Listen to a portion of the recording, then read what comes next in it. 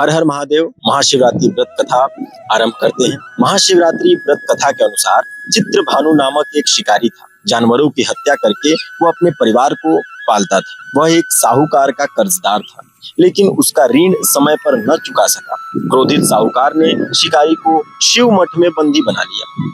संयोग से उस दिन शिवरात्रि थी।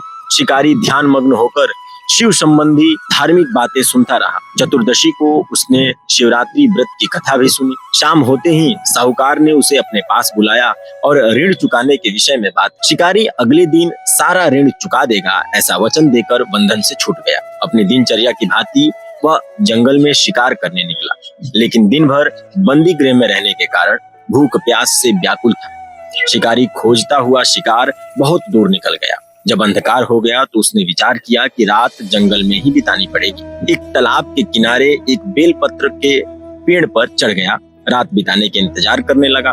बेलपत्र के नीचे शिवलिंग था, जो बेलपत्रों से ढका हुआ था। शिकारी को उसका पता न चला। पड़ाव बनाते समय उसने जो टहनियां तोड़ी वे संयोग से शिवलिंग पर गिरती चली गई। इस प्रकार दिन भर भूखे प्यासे शिकारी का व्रत भी हो गया और शिवलिंग पर बेलपत्र भी चढ़ गया। एक प्रहर रात्रि बीत जाने पर एक गर्भिणी हिरण तालाब पर पानी पीने पहुंची। शिकारी ने धनुष पर तीर चढ़ाकर ज्यों ही प्रत्यंचा खींची, हिरणी बोली, मैं गर्भिणी हूं, शीघ्र ही प्रसव करूंगी। तुम एक साथ दो जीवों की हत्या करोगे, जो ठीक नहीं है। मैं बच्चे को जन्म देकर शीघ्र ही तुम्हारे समक्ष प्रस्तुत हो जाऊंगी, तब मार लेना।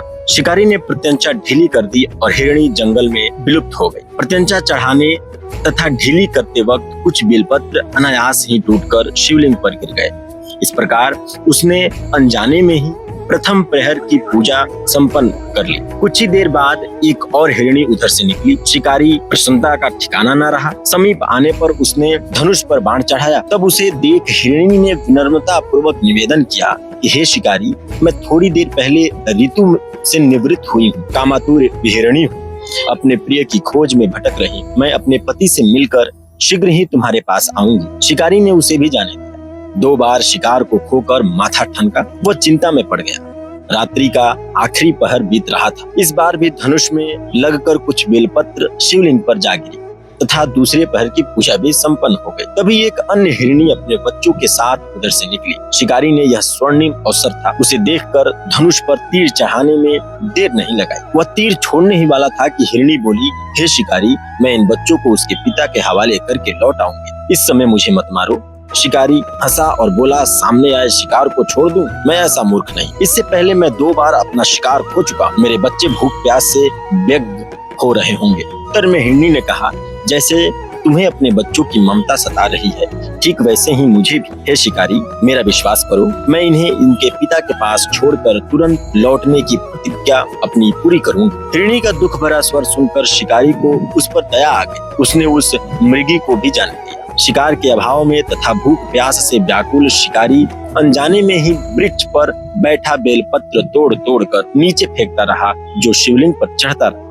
पांव फटने को हुई। एक हष्ट पुष्ट मृग उसी रास्ते पर आया। शिकारी ने सोच लिया कि इसका शिकार वह अवश्य करेगा। शिकारी ने तनी प्रत्यंचा देखकर मृग विनती पूर्वक और विनती स्वर में बोला, हे शिकारी, यदि तुमने मुझसे पूर्व आने वाली 3 मृगियों तथा छोटे छोटे बच्चों को मार डाला है तो मुझे भी मारने में विलंब न करो, ताकि मुझे उनके वियोग में एक क्षण भी दुख न सहना पड़े। मैं उन हिरणियों का पति हूँ।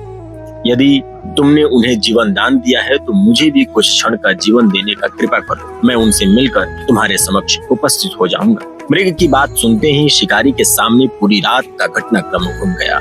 उसने सारी कथा मृग को सुना। तब मृग ने कहा, मेरी 3 पत्नियां जिस प्रकार प्रतिज्ञाबद्ध होकर गई हैं, मेरी मृत्यु से अपने धर्म का पालन नहीं कर पाएंगी। अतः जैसे तुमने उन्हें विश्वास पात्र मानकर छोड़ा है, वैसे ही मुझे भी जाने दो। मैं उन सब के साथ तुम्हारे सामने शीघ्र ही उपस्थित हो जाऊंगा। शिकारी ने उसे भी जाने दिया। इस प्रकार प्रातः हो गई। उपवास, रात्रि जागरण तथा शिवलिंग पर बेलपत्र चढ़ने से अनजाने में ही वह शिवरात्रि की पूजा पूर्ण हो गई। पर अनजाने में ही की हुई पूजा का परिणाम उसे तत्काल मिला। शिकारी का हिंसक हृदय निर्मल हो गया। उसमें भगवत शक्ति का वास हो गया। थोड़ी ही देर बाद वह मृग सपरिवार शिकारी के समक्ष उपस्थित हो गया। ताकि वह उनका शिकार कर सके।